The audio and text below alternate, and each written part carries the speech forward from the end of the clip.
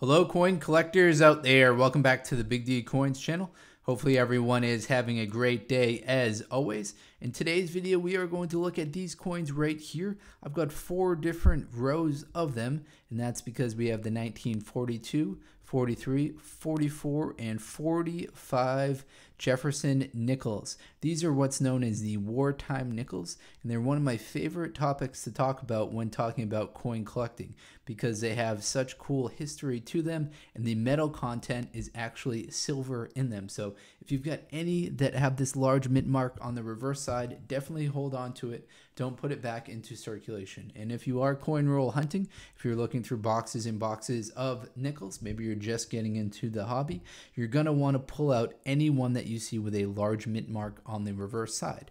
That is because during World War II, the United States identified nickel as a strategic metal for the war effort, and they took all the nickel out of the nickels and they replaced it with 35% silver, 9% manganese, and 56% copper. Now that silver that's in these coins is going to make them worth much more than the face value of them, even if they are in well worn out condition. Such as this one right here, we can see that it's very well worn out, but still going to be worth around $2.50 to $3 for this particular nickel, just based on its metal content to it. Now, there are some more valuable coins out there that are from the 1940s if they have the full steps on them, but very few circulated coins are going to have that full steps to them. If you pulled one out in the 1940s and put it in a holder and it never circulated, then maybe you've got that full steps designation, but these ones right here and the ones you're probably looking at if you're coin roll hunting are unlikely to have that. So keep your eye out for these 1942 to 1945 wartime nickels, and we'll start by this row up here at the top. We've got 2 1942s. Now 1942 is actually kind of an interesting year because it is a transition year. If you have a nickel that's dated 1942, it doesn't automatically mean that it is a silver nickel. You still need to flip it over, look at the reverse side, and see if you've got that large mint mark on the top.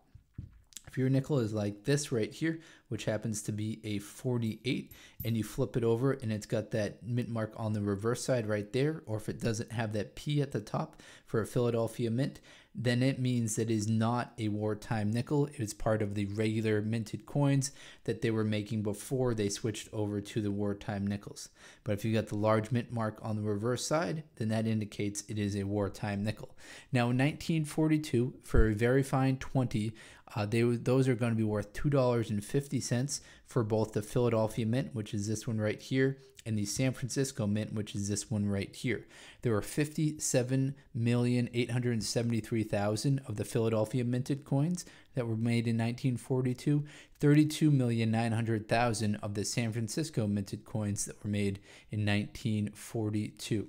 Now, there were no 1942 Denver minted coins, so if you're holding out for a D mint mark 1942, you're not going to find it because they did not make any of them. So keep that in mind when building out your complete set of wartime nickels. Now, we do have a D mint mark right here, and that's because this row is 1943. Now, there's actually, interestingly, 2 errors that you're going to want to look out for in 1943, and both of them involve the 1943 Philadelphia mint. And both of them are actually on the front side of the coin, so I'll flip it over.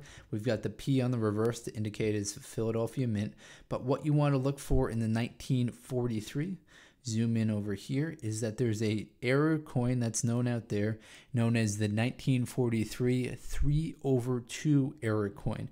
So if you look at the 3 and it looks like a 3 is punched on top of a 2, that's going to be the 1943 P 3/2. In very fine condition, those are going to be worth $50. If you get one that's in a mint state 65 grade, that's going to be worth $700. So this one right here in a very fine 20, is going to be worth $50 if it's got that error coin 1943 3/2 error on it. Now there's also a 1943 doubled I. So if we look at the eye, this one's probably even too worn out to even really tell.